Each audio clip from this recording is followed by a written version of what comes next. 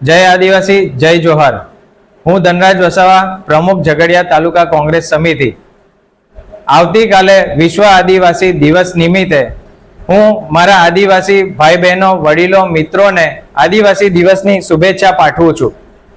આદિવાસી દિવસ નિમિત્તે આપણે સૌ ભેગા મળી પ્રતિજ્ઞા લઈએ કે આવનારી આપણી પેઢી માટે આપણે સૌ એકજૂટ થઈએ, સંગઠિત થઈએ અને તેમના મૂળભૂત અધિકારો અને તેમના હકો માટે જે પણ આપણે આપણા સમાજ માટે યોગદાન આપવું જોઈએ તે આપણે સૌ ભેગા મળીને તેના માટે પ્રતિજ્ઞા લઈએ.